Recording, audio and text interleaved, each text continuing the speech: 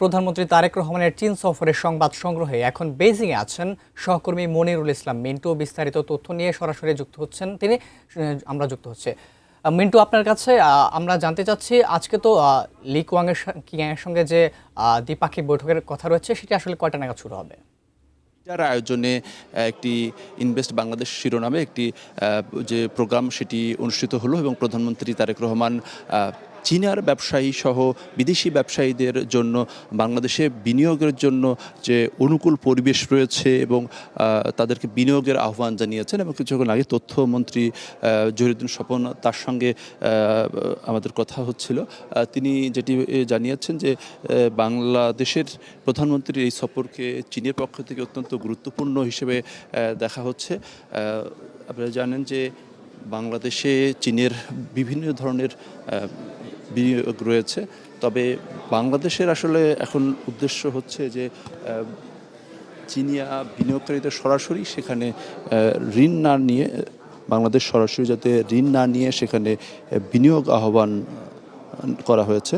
এবং সেক্ষেত্রে যদি বলি, এখানে এই যে ইনভেস্ট বাংলাদেশ যে শিরোনামে যে সেমিনার যেটি হলো, সেখানে প্রধানমন্ত্রী তারেক রহমান চীনা ব্যবসায়ীদেরকে সব ধরনের সুযোগ সুবিধা দেওয়ার আহ্বান জানিয়েছেন। এবং এই অনুষ্ঠানে বিনিয়োগ বোর্ডের পক্ষ থেকে জানানো হয়েছে যে 2034 সালের মধ্যে বাংলাদেশের অর্থনীতির আকার হবে $1 ট্রিলিয়ন এবং 2030 সালের মধ্যে বাংলাদেশ হবে বিশ্বের 9ম বৃহত্তম অর্থনীতির দেশ, যা জার্মানি এবং যুক্তরাজ্যকে ছাড়িয়ে যাবে। প্রধানমন্ত্রীর এই সফরে বৈঠক হবে আগামীকালকে চীনের প্রেসিডেন্টের সাথে, এবং আজকে চীনের যে প্রধানমন্ত্রী লি ইয়াং তার সঙ্গে প্রধানমন্ত্রীর বৈঠক রয়েছে।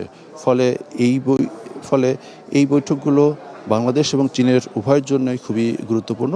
এর আগে আজ সকালে একটি এমএইউ চীনা কমিউনিস্ট পার্টি সিএমসির সঙ্গে একটি এমএইউ স্বাক্ষর হয়েছে এবং সেটি রাষ্ট্রীয় যে অতিথি ভবন রয়েছে সেই অতিথি ভবনে স্থানীয় সময় সকাল 8:45 বেজিংয়ের রাষ্ট্রীয় অতিথি ভবন দিয়াওতাইতে এই সমঝোতা স্মারক হয়।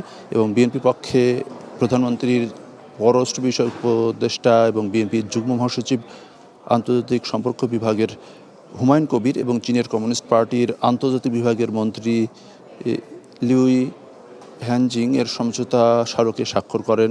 এবং এ সময়ে তথ্য সম্প্রচার মন্ত্রী জহিরুদ্দিন স্বপন, পানি সম্পদ মন্ত্রী শহীদুদ্দিন চৌধুরী এনি এবং বেসামরিক বিমান ও পর্যটন প্রতিমন্ত্রী এম রাশিদুজ্জামান মিল্লাত এবং ঢাকায় নিযুক্ত চীনের রাষ্ট্রদূত উপস্থিত ছিলেন। এবং লক্ষ্য এই দুই দলের মধ্যে আসলে প্রথমবারের মতো স্বাক্ষরিত হলো কোনো সমঝোতা স্মারক।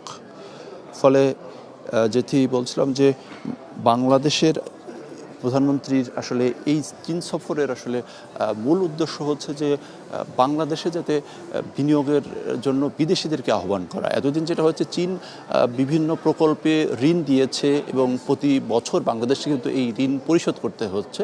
তো সেক্ষেত্রে কিন্তু এবারে বাংলাদেশের সরকারের পক্ষ থেকে আসলে মূল উদ্দেশ্য হচ্ছে যে সরাসরি ঋণ নয়, বরঞ্চ বিদেশিরা বাংলাদেশে ইনভেস্টমেন্ট বা বিনিয়োগ করলে সেখানে বাংলাদেশের কর্মসংস্থান তৈরি হবে এবং মানুষ সেখানে কাজ করবে এবং প্রযুক্তির যে আদান প্রদান হবে। আমাদের দেশে সাধারণত আমরা এই যে চীন থেকে বিভিন্ন ধরনের ইলেকট্রনিক্স সহ বিভিন্ন সামগ্রী বাংলাদেশে নিয়ে যাওয়া হয় এবং সেখানে বিক্রি করা হয়, তাতে আসলে মূলত লাভবান হয় চীনারাই। এক্ষেত্রে আসলে যদি প্রযুক্তিগত যদি আদান প্রদান হয়, তাহলে বাংলাদেশ প্রযুক্তিগত জায়গায় আরও উপরে এগিয়ে যাবে এবং বাংলাদেশ প্রযুক্তিতে আরও উন্নত হবে। সেই বিষয়টিকেই আসলে এবার গুরুত্ব দেওয়া হচ্ছে। এখানে চীনা ব্যবসায়ী ছাড়াও বাংলাদেশের যারা চীনে ব্যবসা বাণিজ্য করে, এছাড়া অন্যান্য কয়েকটি দেশেরও ব্যবসায়ীরাও কিন্তু এই যে ইনভেস্ট বাংলাদেশ এই যে এই সম্মেলনে কিন্তু তারা অংশ নেন। তো প্রধানমন্ত্রী তারেক রহমান এখনও এই হোটেলেই অবস্থান করছেন। এরপরে তার চীনা কমিউনিস্ট পার্টি নেতাদের সঙ্গে বৈঠক রয়েছে এবং এর পাশাপাশি আজকে বেশ কয়েকটি এমএইউ স্বাক্ষর হওয়ার কথা রয়েছে। সব কিছু মিলিয়ে বলা যায় যে আগামীকালকে প্রধানমন্ত্রী তারেক রহমানের চীনের প্রেসিডেন্ট শি জিনপিংয়ের সঙ্গে তার দ্বিপাক্ষিক বৈঠক রয়েছে। এই প্রধানমন্ত্রী এবং রাষ্ট্রপতি পর্যায়ের এই বৈঠক দুদেশের পক্ষ থেকে আসলে খুবই গুরুত্ব সহকারে নেওয়া হচ্ছে। তো এই ছিল বলতে গেলে প্রধানমন্ত্রীর যে আজকের কর্মসূচির সর্বশেষ অবস্থা।